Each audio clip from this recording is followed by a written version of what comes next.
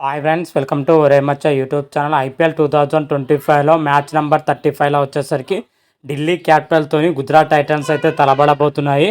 రెండు బలమైన జట్ల మధ్య పోర్ అయితే చాలా ఇంట్రెస్టింగ్కరంగా అయితే ఉండబోతుంది.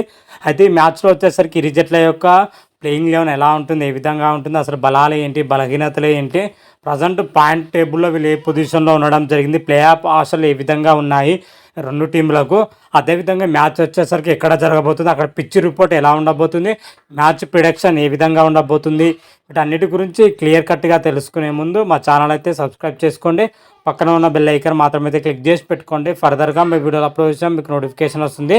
ఐపీఎల్ 2025లో వచ్చేసరికి మరో ఇంట్రెస్టింగ్కరమైన ఫైట్కి అయితే సిద్ధమవుతున్నాయి. రెండు బలమైన జట్ల మధ్య ఈ పోర్ మాత్రం అయితే చాలా ఇంట్రెస్టింగ్కరంగా అయితే ఉండబోతుంది.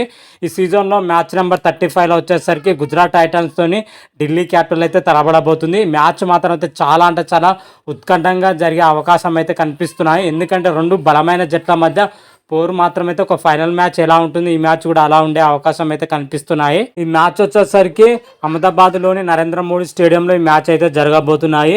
ఈ మ్యాచ్లో వచ్చేసరికి ఇరు జట్ల యొక్క ప్లేయింగ్ లెవెన్ ఎలా ఉంటుంది, ఏ విధంగా ఉంటుంది, అసలు బలాలు ఏంటి, బలహీనతలు ఏంటి అనేది అయితే క్లియర్ కట్గా అయితే తెలుసుకుందాం. మొట్టమొదటిగా చూసుకుంటే ఢిల్లీ క్యాపిటల్ విషయానికి వచ్చినట్లయితే ఐపీఎల్ 2025లో ఢిల్లీ క్యాపిటల్ మాత్రమైతే అద్భుతమైన ప్రదర్శనతో అయితే వరుస విజయాలతో అయితే దూసుకొని పోతుందని చెప్పుకోవచ్చు. ఆడిన 6 మ్యాచ్లు 5 మ్యాచ్లు గెలిచి ఒక మ్యాచ్లో అయితే ఓడిపోవడం జరిగింది. పాయింట్ టేబుల్లో చూసుకుంటే టాప్ పొజిషన్లో అయితే దూసుకొని పోతుంది. 10 పాయింట్లతో నెట్ రన్ రేట్ వచ్చేసరికి +0.74 అయితే ఉండడం జరిగింది. ఢిల్లీ క్యాపిటల్కి వచ్చేసరికి ప్లే ఆఫ్ చేయడానికి అయితే చాలా మెరుగైన అవకాశాలు అయితే కనిపిస్తున్నాయి. 90 నుంచి 95% మాత్రం అయితే ప్లే ఆఫ్ చేసే అవకాశాలు అయితే మెండుగా ఉన్నాయని చెప్పుకోవచ్చు. ఇంకా 3 మ్యాచ్లు గెలిస్తే వీళ్ళ ప్లే ఆఫ్ అవకాశాలు అయితే సజీవం అయిపోతాయి. ఇంకా వాళ్ళకి వచ్చేసరికి 8 మ్యాచ్ల్లో కేవలం 4 మ్యాచ్లు గెలిస్తే సరిపోతుంది ఢిల్లీ క్యాపిటల్కి మాత్రమైతే. రీసెంట్గా జరిగిన మ్యాచ్లో కూడా ఢిల్లీ క్యాపిటల్ అద్భుతమైన విజయం అయితే సాధించడం జరిగింది. రాజస్థాన్ రాయల్ పైన సూపర్ ఓవర్లో వచ్చేసరికి గెలవడం జరిగింది. ఈ మ్యాచ్ మాత్రం అయితే చాలా ఇంట్రెస్టింగ్ కరంగా అయితే సాగిందని చెప్పుకోవచ్చు. ఇరు జట్ల మధ్య దోబూచులు ఆడడం జరిగింది. చివరికైతే ఢిల్లీ క్యాపిటల్ మాత్రం అయితే అద్భుతమైన విజయం అయితే నమోదు చేయడం జరిగింది. అయితే ఆ విజయం తర్వాత ఇప్పుడు ఢిల్లీ క్యాపిటల్ వచ్చేసరికి గుజరాత్ టైటన్స్తో అయితే తలబడబోతుంది. మరి ఈ మ్యాచ్లో వచ్చేసరికి ఢిల్లీ క్యాపిటల్ యొక్క ప్లేయింగ్ లెవెన్ ఎలా ఉంటుంది, ఏ విధంగా ఉంటుంది అని అయితే క్లియర్ కట్గా అయితే తెలుసుకుందాం. ఢిల్లీ క్యాపిటల్ ప్లేయింగ్ లెవెన్లో మాత్రమైతే ఎటువంటి మార్పులు లేకుండానే బరిలో దిగే అవకాశం అయితే కనిపిస్తున్నాయి. ఈ మ్యాచ్లో వచ్చేసరికి జాక్ ఫ్రేజర్, అభిషేక్ పోరెల్, కరుణ్ నాయర్, కేఎల్ రాహుల్, స్టస్టన్ స్టాప్, అక్షర పటేల్, అశుతోష్ శర్మ, విప్రజ్ నిగమ్, మిచ్చల్ స్టార్క్, కుల్దీప్ యాదవ్, ముఖేష్ కుమార్, మోహిత్ శర్మతో కూడిన ప్లేయింగ్ లెవెన్ అయితే ఉండబోతుంది. ముఖేష్ కుమార్ వచ్చేసరికి ఇంపాక్ట్ ప్లేయర్గా ఆడే అవకాశం అయితే కనిపిస్తుంది. ఓవరాల్గా ప్లేయింగ్ లెవెన్లో చూసుకుంటే బలమైన బ్యాటింగ్తో పాటు బలమైన బౌలింగ్ అయితే లైనప్ అయితే ఉండడం జరిగింది. ఓవరాల్గా అన్ని విభాగాల్లో ఢిల్లీ క్యాపిటల్ అయితే చాలా బలంగా అయితే కనిపిస్తుందని చెప్పుకోవచ్చు. ఎటువంటి మైనస్లు అయితే కనిపించడం లేదు ఢిల్లీ క్యాపిటల్కి మాత్రమైతే. ఓవరాల్గా అన్ని పొజిషన్లో ఢిల్లీ క్యాపిటల్ చాలా స్ట్రాంగ్ అయితే ఉండడం జరిగింది. ఈ పొజిషన్లో చూసుకుంటే జాక్ ఫ్రేజర్, అదేవిధంగా టస్టన్ స్టబ్ అనుకున్నంత స్థాయిలో రాణించలేకపోతున్నారు. భారీ స్కోర్ చేయడంలో కన్వర్ట్ అయ్యలేకపోతున్నారు. ప్రతి మ్యాచ్లో 20 పరుగులు మాత్రమే చేస్తున్నారని చెప్పుకోవచ్చు. ఆ పై కొన్ని పరుగులు. ఓవరాల్గా చూసుకుంటే ఇద్దరు ప్లేయర్ మాత్రమే ఒక మాదిరిగా అయితే రాణించడం జరుగుతుంది. మిగతా ప్లేయర్ మాత్రమైతే భీకరమైన ఫామ్లో ఉండడం జరిగింది. అభిషేక్ పోరెల్, కరుణ్ నాయర్, కేఎల్ రాహుల్, అక్షర్ పటేల్, అశుతోష్ శర్మ మాత్రమైతే భీకరమైన ఫామ్లో ఉండడం జరిగింది. ఢిల్లీ క్యాపిటల్కి అయితే బ్యాటింగ్ పొజిషన్లో కలిసి వచ్చే అంశం చెప్పుకోవచ్చు. ప్రతి మ్యాచ్లో ఈ 4 ప్లేయర్లు అయితే అద్భుతమైన ప్రదర్శన అయితే చేస్తూనే ఉన్నారు. బ్యాటింగ్లో ఎంత స్ట్రాంగ్గా ఉందో బౌలింగ్ విషయానికి వచ్చినట్లయితే సేమ్ అదే రేంజ్లో అయితే ఉండడం జరిగింది. ముఖ్యంగా Mitchell Starc, Kuldeep Yadav, Mukesh Kumar, Mohit Sharma attacking మాత్రమైతే నెక్స్ట్ లెవెల్లో ఉందని చెప్పుకోవచ్చు. విప్రజ్ నిగమ్ కూడా ఆకట్టుకోవడం జరుగుతుంది. ఓవరాల్గా బౌలింగ్ పొజిషన్లో చూసినా కానీ బ్యాటింగ్ పొజిషన్లో చూసినా కానీ ఢిల్లీ క్యాపిటల్ మాత్రమైతే అత్యంత భయంకరంగా అయితే కనబడుతుంది. ప్లేయింగ్ లెవెన్ చూస్తేనే ప్రత్యర్థి జట్లకు భయం పుట్టించే రేంజ్లో అయితే ఈ ప్లేయింగ్ లెవెన్ అయితే ఉండడం జరిగింది. అందుకే ఢిల్లీ క్యాపిటల్ వరుస విజయాలు అయితే నమోదు చేస్తుందని చెప్పుకోవచ్చు. ఓవరాల్గా చూసుకుంటే టీం సమిష్టి ప్రదర్శన వల్లనే విజయాలు అయితే అందుకోవడం జరుగుతుంది. గుజరాత్ టైటన్తో జరగబోయే మ్యాచ్లో మరి ఢిల్లీ క్యాపిటల్ గెలుస్తుందా లేదా అయితే చూడాలి.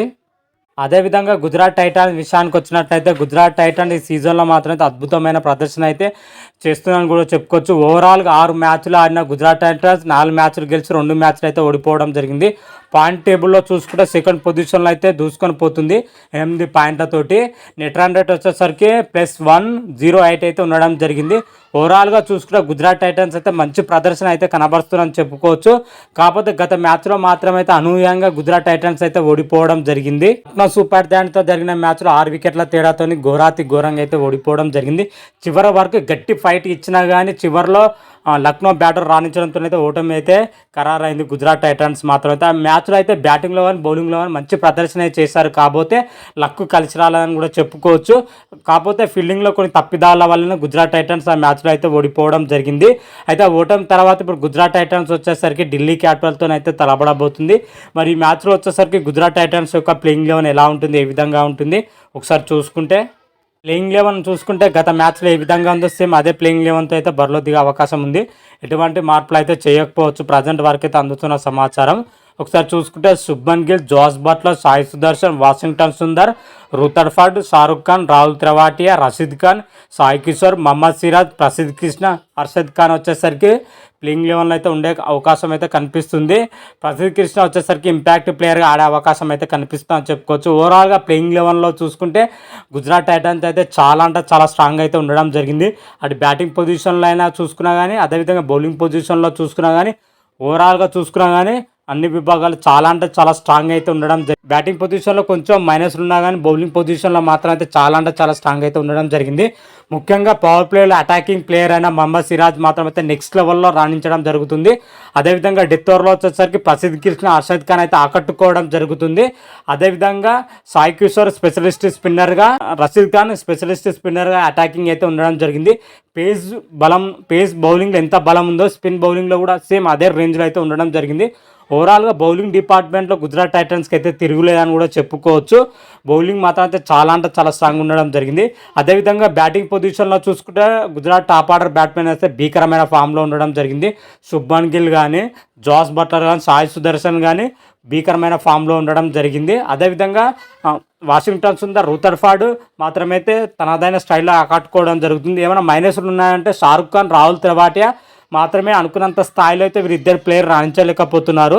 గత కొన్ని మ్యాచ్ల నుంచి వీళ్ళిద్దరే బ్యాటింగ్ పొజిషన్లో కొంచెం వీక్ అయితే ఉందని చెప్పుకోవచ్చు. మిగతా పొజిషన్లో మాత్రం అయితే తిరిగి ఉండలేదు. గుజరాత్ టైటన్స్ మాత్రం అయితే చాలా స్ట్రాంగ్ అయితే ఉండడం జరిగింది.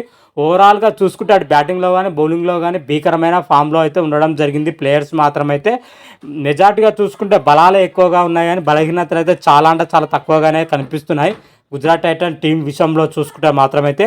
అయితే ఓవరాల్గా రెండు టీంలు కంపేర్ చేస్తే మాత్రం రెండు టీంలు అయితే సమతూకంతో అయితే ఉండడం జరిగింది. ఒకటి ఎక్కువ ఒకటి తక్కువ అయితే లేదు. రెండు టీంలు అయితే హిట్టర్లు అయితే ఉండడం జరిగింది. చాలా మెరుగైన ప్రదర్శన చేసిన ప్లేయర్స్ అయితే ఉండడం జరిగిందని కూడా చెప్పుకోవచ్చు. ఓవరాల్గా రెండు టీంలు మాత్రం అయితే చాలా బాగున్నాయి. ఈ పోరు మాత్రం అయితే చాలా రసవత్తంగా సాగే అవకాశం అయితే కనిపిస్తుంది. ఈ మ్యాచ్ వచ్చేసరికి అహ్మదాబాద్లోని నరేంద్ర మోడీ స్టేడియంలో ఈ మ్యాచ్ అయితే జరగబోతుంది. అహ్మదాబాద్ పిచ్ వచ్చేసరికి బ్యాటింగ్తో పాటు బౌలింగ్ కూడా చాలా అనుకూలంగా అయితే ఉండబోతుంది.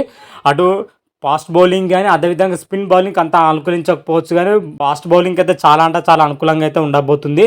అదేవిధంగా బ్యాటింగ్ కూడా అనుకూలంగా అయితే ఉంటుంది అన్నట్లే పిచ్ రిపోర్ట్లు అయితే చెప్తున్నాయి. దాదాపు పిచ్ పైన వచ్చేసరికి 170 నుంచి 180 వరకు అయితే స్కోర్ చేసే అవకాశం అయితే క్లియర్ కట్గా అయితే కనిపిస్తున్నాయి.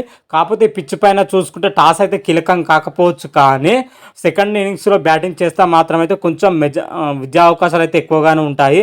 ఎందుకంటే అప్పుడు మంచు పడుతుంది, బౌలింగ్ చేయడానికి కొంచెం ఇబ్బందికరంగా ఉంటుంది. కాబట్టి అందుకే సెకండ్ ఇన్నింగ్స్లో బ్యాటింగ్ చేస్తే గెలుపు అవకాశాలు అయితే ఎక్కువగానే కనిపిస్తున్నాయి పిచ్ పైన చూసుకుంటే. ఓవరాల్గా చూసుకుంటే మాత్రం అయితే టాస్ అయితే కీలకం కావచ్చు. టాస్ గెలిచిన టీం మొదట అయితే బౌలింగ్ ఎంచుకునే అవకాశం అయితే క్లియర్ కట్గా అయితే కనిపిస్తున్నాయి. అయితే మ్యాచ్లో వచ్చేసరికి ఎవరు గెలుస్తారా అనేది అయితే నా ప్రిడిక్షన్ ప్రకారం అయితే ఢిల్లీ క్యాపిటల్ పైన గుజరాత్ టైటన్స్ అద్భుతమైన విజయం నమోదు చేస్తున్నాయైతే నా ప్రిడిక్షన్ ప్రకారం అయితే చెప్తున్నాను. మీ ప్రిడిక్షన్ ఎలా ఉంది, ఏ విధంగా ఉంది అందే కామెంట్ రూపంలో తెలపండి. అంతవరకు మీకు ఈ వీడియో కానీ నచ్చినట్టయితే లైక్ చేయండి, షేర్ చేయండి. మరిన్ని వీడియోల కోసం అయితే మా ఛానల్ అయితే సబ్స్క్రైబ్ చేసుకోండి. పక్కన ఉన్న బెల్ ఐకాన్ మాత్రం అయితే క్లిక్ చేసి పెట్టుకోండి. ఫర్దర్గా మీ వీడియోలో అప్లోడ్ చేసిన మీకు నోటిఫికేషన్ వస్తుంది. రామ దేవ్ శంభో శంకర. Thank you.